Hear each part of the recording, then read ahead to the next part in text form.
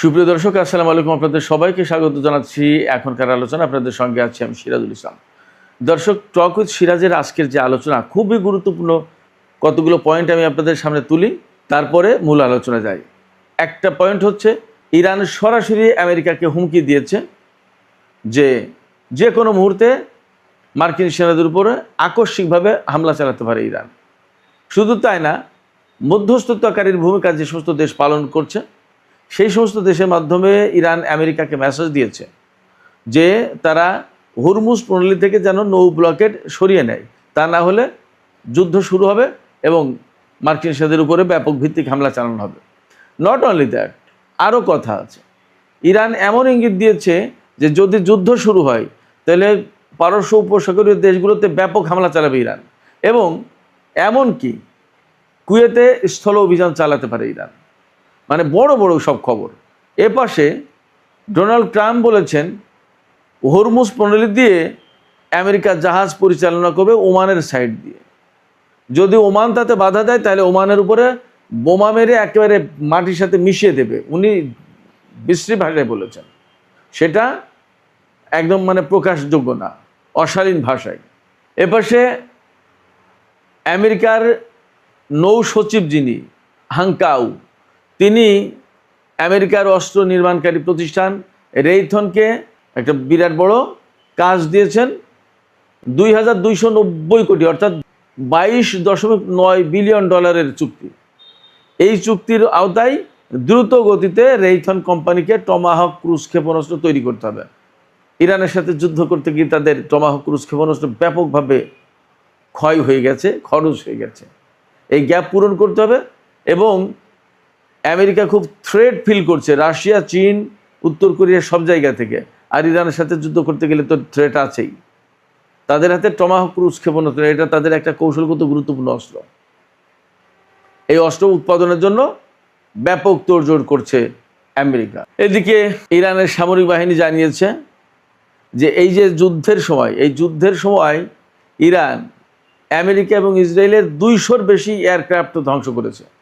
এই এয়ারক্রাফটের ভেতরে যুদ্ধ বিমান, তারপরে তেল ট্যাঙ্কার, পরিবহন বিমান, গোয়েন্দা বিমান, হেলিকপ্টার এবং ড্রোন 200-র বেশি। এদিকে ইয়েমেনের হুতি সমর্থিত সামরিক বাহিনী ইয়েমেনের কৌশলগত বন্দর নগরী মোকা শহরের যে প্রধান বন্দর, সেই বন্দর এলাকায় সৌদি আরবের একটা ল্যান্ডিং শিপ এবং কয়েকটি যুদ্ধ যান ছিল, সেইগুলোর ওপর হামলা চালিয়েছে এবং হামলায় ল্যান্ডিং শিপ একেবারে ধ্বংস হয়ে গেছে বলে দাবি করেছে ইয়েমেনের সেনারা। যুদ্ধের যখন এরকম পরিস্থিতি, তখন হরমুজ প্রণালী কিন্তু খুবই ক্রিটিক্যাল অবস্থায়। আপনাদের নিশ্চয়ই খেয়াল আছে, ইরান এবং আমেরিকার মধ্যকার যে ইসলামাবাদ সমঝোতা স্মারক সই হয়েছিল তার 60 দিনের মেয়াদ শেষ হয়ে গেল। আজকে 17ই আগস্ট এর মেয়াদ কিন্তু আর বাড়ানো হয়নি। ফলে পরিস্থিতি ক্রমেই বেশি উত্তেজনাপূর্ণ হয়ে উঠছে। হরমুজ প্রণালীতে জাহাজ চলাচল একেবারেই কমে গেছে। এর ফলে আন্তর্জাতিক বাজারে তেলের দাম আরও বেড়েছে। সব কিছু মিলে ইরান এবং আমেরিকার মধ্যকার যে যুদ্ধ এবং যুদ্ধ পরিস্থিতি, সেটা খুবই ক্রিটিক্যাল অবস্থায় আছে। সুপ্রিয় দর্শক, এই বিষয়গুলো নিয়েই আমরা এখন বিস্তারিত আলোচনা যাচ্ছি। আশা করি আলোচনা ভালো লাগবে। আর যদি ভালো লাগে তাহলে নিশ্চয়ই লাইক, কমেন্ট, শেয়ার করবেন এবং চ্যানেলটি সাবস্ক্রাইব করে সাথে থাকবেন। চলুন দর্শক, আমরা বিস্তারিত আলোচনা করি। অনেক আলোচনা, কোনটা রেখে কোনটা করব, পরিস্থিতি এমন। ইরান এবং আমেরিকার মধ্যকার সমঝোতার মেয়াদ আজকে শেষ হয়ে গেল। ইসলামাবাদ সমঝোতার মেয়াদ, ইরান তো পরিষ্কার করে বলেছে যে এটার মেয়াদ বাড়ানো তো কোনো অপশন ছিল না, তো এটা আমরা বাড়াতে চাই না। বরং আমরা আমেরিকাকে মেসেজ দিয়েছি, মধ্যস্থতাকারী দেশ মেবি পাকিস্তান, তুরস্ক অথবা কাতার বা এই দেশগুলোর মাধ্যমে, যে তোমরা হরমুজ প্রণালী এলাকা থেকে এই ব্লকেট যেটা দিয়েছো সেটা সরিয়ে নাও, তা না হলে কিন্তু যে কোনো মুহূর্তেই ভয়াবহ যুদ্ধ শুরু হবে, ভয়াবহ হামলা হবে। মার্কিন বাহিনী সম্ভবত এই মুহূর্তে ইতিহাসের সবচেয়ে দুর্বল অবস্থায়, ইরান সেটা খুব ভালোভাবে জানে। এই দুর্বলতার সুযোগটা ইরান নিতেই পারে যে কোনো মুহূর্তে। ইরানের সামরিক বাহিনী, বিশেষ করে আইআরজিসির পক্ষ থেকে একদম সুস্পষ্ট বক্তব্য দেওয়া হয়েছে।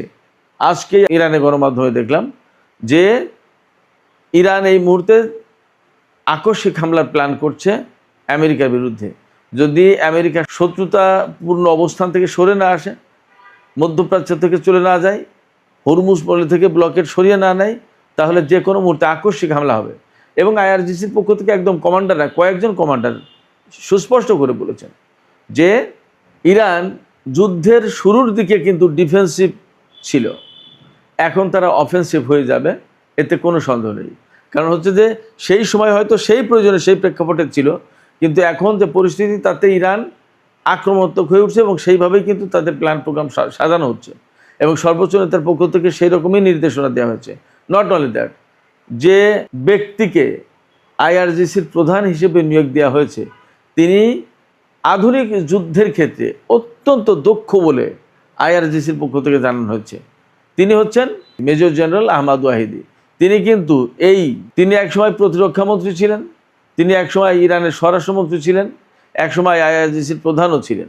তিনি অবসরে গিয়েছিলেন, আবার তাকে ফেরত আনা হয়েছে পরিস্থিতির কারণে, এবং তাকে বলা হচ্ছে তিনি আধুনিক যুদ্ধের খুবই একজন পণ্ডিত ব্যক্তি, অত্যন্ত গুরুত্বপূর্ণ ব্যক্তি। আধুনিক ওয়ারফেয়ার বলতে যেটা বোঝায় তাতে তিনি অত্যন্ত দক্ষ।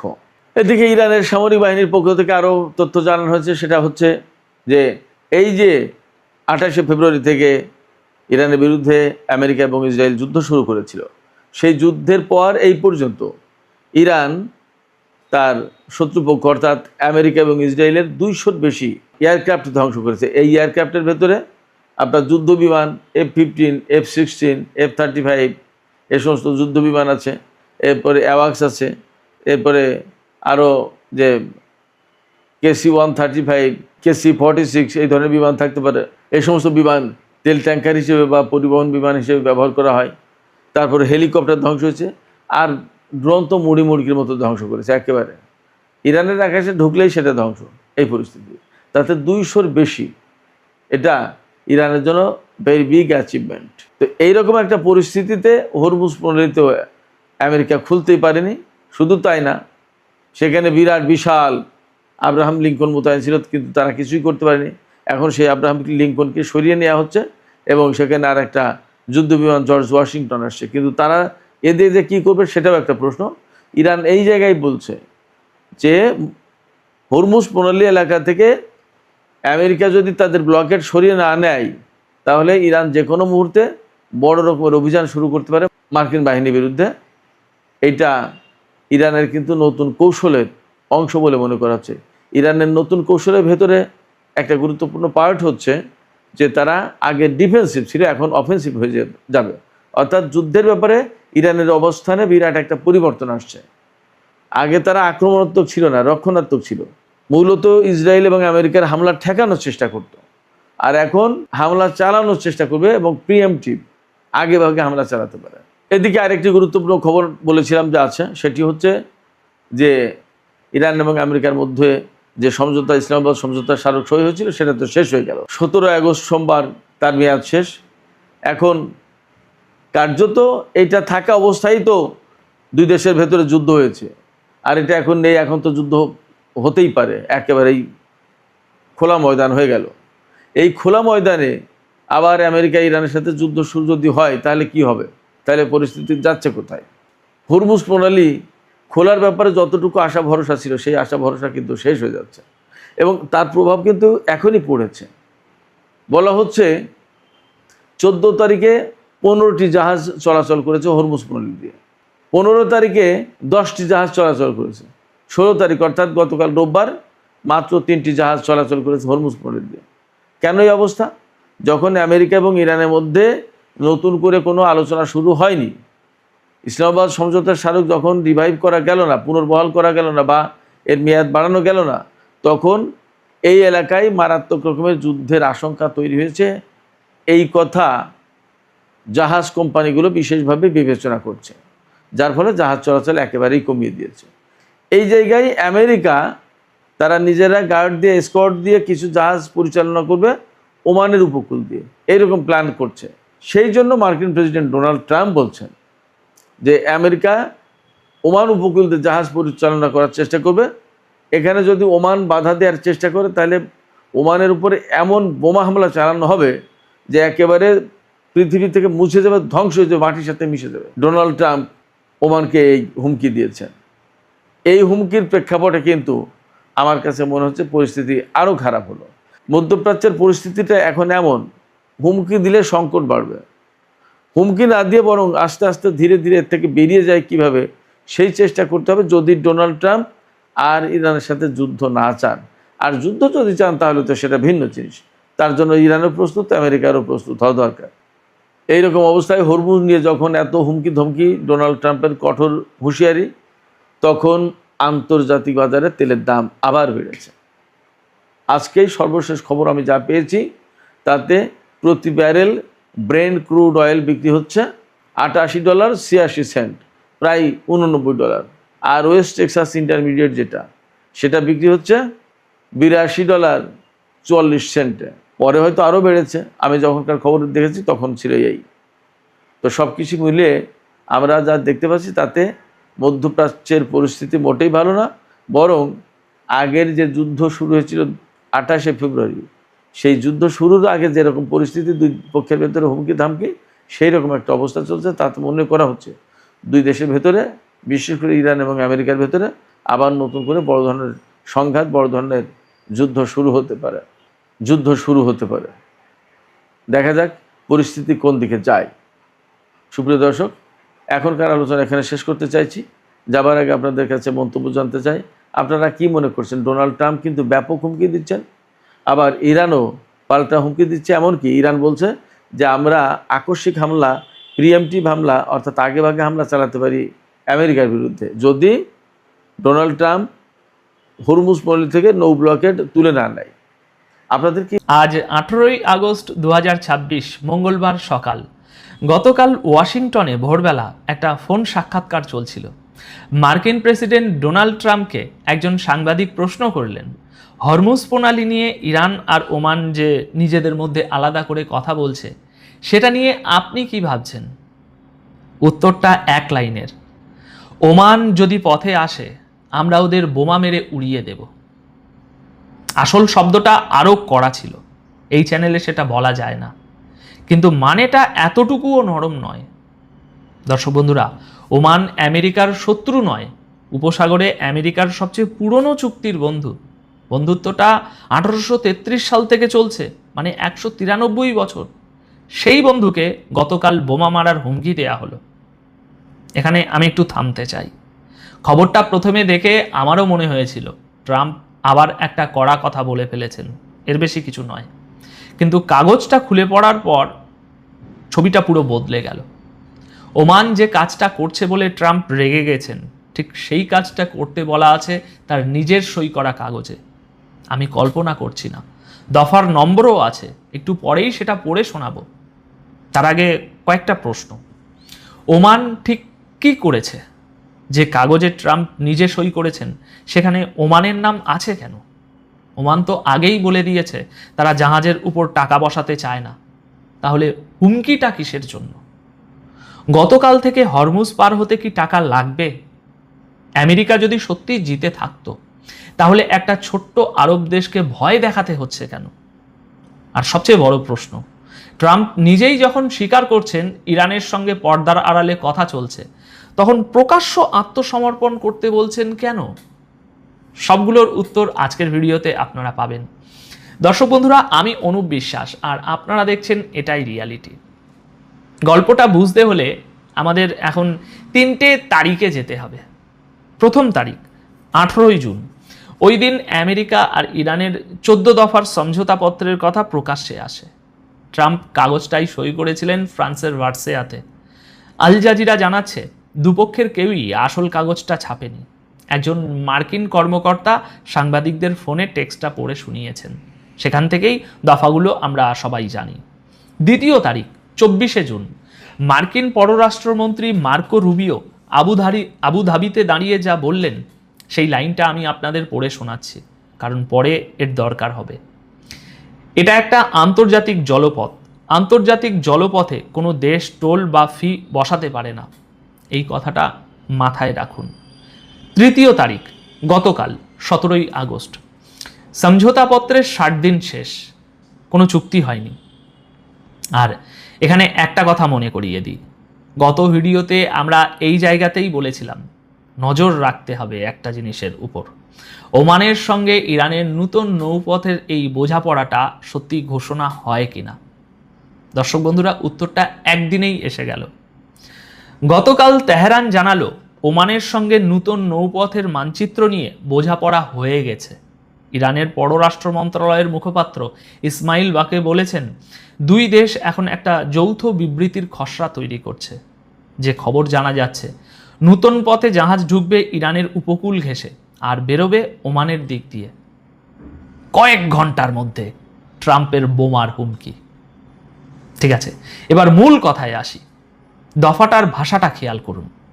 সমঝোতাপত্রের 5 নম্বর দফায় লেখা আছে, ইরান সর্বোচ্চ চেষ্টা করবে যাতে বাণিজ্যিক জাহাজ নিরাপদে যাতায়াত করতে পারে, মাত্র 60 দিনের জন্য, কোনো টাকা ছাড়া। শব্দটা ধরুন, মাত্র। একটা কাগজে যখন কেউ লেখে মাত্র 60 দিনের জন্য বিনামূল্যে, তখন সে একটা জিনিসই বলছে, 61 নম্বর দিন থেকে এটা বিনামূল্যে নয়। গতকাল ছিল 60 নম্বর দিন, আজ 61। আর ওই একই দফার পরের লাইনটা আরও গুরুত্বপূর্ণ। লেখা আছে, ইরান ওমানের সঙ্গে আলোচনা করবে হরমুজ প্রণালীর ভবিষ্যৎ পরিচালনা এবং সামুদ্রিক পরিষেবা ঠিক করার জন্য।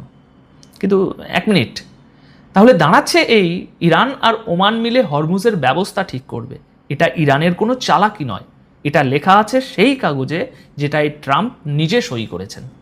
আর গতকাল তিনি ওমানকে বোমা মারার হুমকি দিলেন ঠিক সেই কাজটা করার জন্য। এই জায়গাটা মনে রাখবেন। এখন আপনি বলতেই পারেন, ঠিক আছে, ওমান হয়তো ইরানের হয়ে খেলছে, তাই আমেরিকা এখন ক্ষেপে গেছে ওর উপরে। এটা তো স্বাভাবিক সন্দেহ। না, একটু দাঁড়ান, তথ্য এখানে উল্টো কথা বলছে। এখন এই 3টে জিনিস পাশাপাশি রাখুন।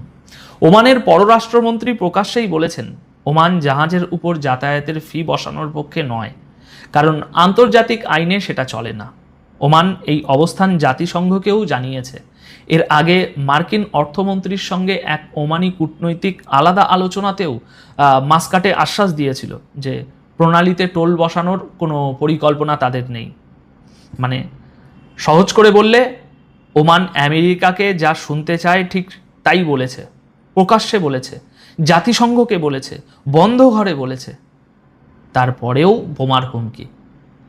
এবার আপনি হিসাবটা মিলিয়ে দেখুন, মিলছে না। আর ঠিক এখানেই আসল খবর। আসল ভয়টা টোল নয়, আসল ভয় হলো হরমুজ যদি ইরান আর ওমানের বোঝাপড়ায় খুলে যায়, তাহলে সেই দরজার চাবিটা ওয়াশিংটনের হাতে থাকে না।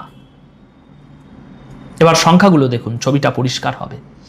যুদ্ধের আগে হরমুজ দিয়ে রোজ 120 থেকে 140টা জাহাজ যেত। এই পথে যেত দিনে প্রায় 2 কোটি ব্যারেল তেল, দুনিয়ার তেল গ্যাস রপ্তানির 5 ভাগের 1 ভাগ। আর গত শনিবার গেছে 5টা জাহাজ, তার আগের সপ্তাহান্তে গিয়েছিল 31টা। 140 থেকে 5, এই দুটো সংখ্যা আপনি পাশাপাশি রাখুন। যুদ্ধের সময় কিছু জাহাজ ইরানের সঙ্গে আলাদা করে দর কষে পার হয়েছে। রিপোর্টটার ভাষাটা খেয়াল করুন। আল জাজিরা লিখছে, কোনো জাহাজ একবার পার হওয়ার জন্য $20 লক্ষ পর্যন্ত দিয়েছে। একটা জাহাজ একবার। এই সংখ্যাটা কিন্তু ছোট নয়। দেখুন দর্শক বন্ধুরা, এই জায়গায় ব্যাপারটার তেল রাজনীতি থাকে না, এটা আমাদের ঘরে এসে ঢোকে। বাংলাদেশ তার তেলের 95% আর গ্যাসের 30% বাইরে থেকে কেনে। এপ্রিল মাসে বাংলাদেশের 6টা জ্বালানিবাহী জাহাজ এই প্রণালীতেই আটকে পড়েছিল। ইরানের নিরাপত্তা পরিষদ আলাদা অনুমতি দেওয়ার পর সেগুলো পার হতে পারে। এবার আপনি একটা সহজ প্রশ্ন করুন নিজেকে, আজ থেকে যদি এই পথে ফি বসে, সেই টাকাটা শেষ পর্যন্ত কার পকেট থেকে যাবে? জাহাজ কোম্পানি সেটা নিজের ঘাড়ে রাখবে না, ওটা যোগ হবে তেলের দামে, এলপিজি সিলিন্ডারের দামে, বাস ভাড়ায়। দূরের এক প্রণালীর এক লাইন, আর আমাদের রান্নার ঘরে সেই টান। আর এখানে আমার নিজের একটা প্রশ্ন আছে, যেটা কোনো বড় সংবাদ মাধ্যম দেখলাম না। সংবাদ মাধ্যমে সবাই লিখছে ট্রাম্প ওমানকে হুমকি দিয়েছেন, কিন্তু কেউ জিজ্ঞেস করেনি ওমান জবাবে কি বলল। কিছুই বলেনি। গতকাল সারাদিন মাস্কাট থেকে একটা লাইনের বিবৃতিও আসেনি। এই নীরবতাটাই বরং গুরুত্বপূর্ণ। যে দেশ চুপ থাকে সে হয় ভয় পেয়েছে, নয় তার হাতে এমন কিছু আছে যা এখনই দেখানোর তাড়া নেই। আমার কাছে অন্তত দ্বিতীয়টাই বেশি সম্ভব মনে হচ্ছে, কারণ মানচিত্রটা যাদের হাতে তাদের তাদের তাড়া থাকার কথা নয়। আর ঠিক এই জায়গায় গতকালকের আর একটা কথা ঢুকে পড়ে। ট্রাম্প ওই একই সাক্ষাৎকারে দুটো কথা বলেছেন। একটা দিক হলো ইরানের সাদা পতাকা তুলে আত্মসমর্পণ করা উচিত, কিন্তু সঙ্গে সঙ্গে তিনি স্বীকারও করেছেন ইরানের বিপ্লব গার্ড বাহিনীর কর্মকর্তাদের সঙ্গে আমেরিকার সরাসরি যোগাযোগ চলছে, মধ্যস্থতাকারী ছাড়া ইরানের রাজনৈতিক নেতৃত্বকে পাশ কাটিয়ে। তিনি আরও বলেছেন, আমার কোনো সময়সূচি নেই, আমার কোনো তাড়া নেই। এখানে আপনি একটু নিজেই ভেবে দেখুন, যিনি জিতছেন তিনি সময়সূচি ঘোষণা করেন, যিনি আটকে গেছেন তিনি বলেন আমার তাড়া নেই। তেহরানও গতকাল পিছু হটেনি। ইরান বলেছে কাগজে 60 দিনের কোনো চূড়ান্ত সময়সীমা লেখাই ছিল না, আর ইরান চাপ বা আলটিমেটামের নিচে নীতি ঠিক করে না। আইআরজিসির এক শীর্ষ কর্মকর্তা রাষ্ট্রীয় সংবাদ মাধ্যমকে বলেছেন, এখন থেকে ইরানের প্রতিরক্ষা কৌশল রক্ষণাত্মক থেকে আক্রমণাত্মক দিকে যাচ্ছে, আর শত্রুরই কৌশলগত চমকের জন্য প্রস্তুত থাকা উচিত। এটা ইরানের সরকারি সংবাদ মাধ্যমের বরাতে বলা কথা, স্বাধীনভাবে যাচাই করা যায়নি। আচ্ছা, এবার সামনের দিকটা ভাবুন। এখান থেকে 3টে রাস্তা খোলা আছে। প্রথম রাস্তা, ইরান আর ওমান যৌথ বিবৃতিটা দিয়ে দেয়, প্রণালী আংশিক খোলে, ফি নেওয়া হয় পরিষেবা নাম দিয়ে। কাগজে আমেরিকা হারে না, কিন্তু হরমুজের চাবিটা হাতছাড়া হয়ে যায়। এই রাস্তাটাই এই মুহূর্তে সবচেয়ে কাছে। দ্বিতীয় রাস্তা, আমেরিকা জোর করে প্রণালী খোলায়, নৌবহর দিয়ে জাহাজ পাহারা দিয়ে নিয়ে যায়। কাগজে সম্ভব, বাস্তবে কঠিন, কারণ মাইন আছে কিনা কেউ নিশ্চিত নয়, আর বিমা কোম্পানিগুলো এখনো রাজি হচ্ছে না। তৃতীয় রাস্তা, আর সত্যি বলতে এটাই এখন চলছে, না যুদ্ধ না শান্তি। কাগজের মেয়াদ শেষ, চুক্তি নেই, প্রণালী প্রায় বন্ধ, আর দুপক্ষ পর্দার আড়ালে কথা বলছে অথচ প্রকাশ্যে হুমকি দিচ্ছে। সব মিলিয়ে ছবিটা এই দাঁড়াচ্ছে, যে কাগজটা যুদ্ধ থামানোর জন্য লেখা হয়েছিল সেই কাগজের 5 নম্বর দফাই আজ সবচেয়ে বড় বিপদ হয়ে দাঁড়িয়েছে ওয়াশিংটনের সামনে। কারণ ওই দফাটা ইরানকে ওমানের সঙ্গে বসতে বলেছিল, আর বিনামূল্যের সময়টা বেঁধে দিয়েছিল মাত্র 60 দিন। শুরুতে যে হুমকির কথা বলেছিলাম, এবার আপনি বুঝতে পারছেন সেটা কেন এতটা বেপরোয়া শোনাচ্ছিল। 193 বছরের বন্ধুকে বোমা মারার হুমকি কেউ শান্তির জায়গা থেকে দেয় না। তাই আগামী কয়েকদিন দুটো জিনিসের দিকে নজর রাখতে হবে।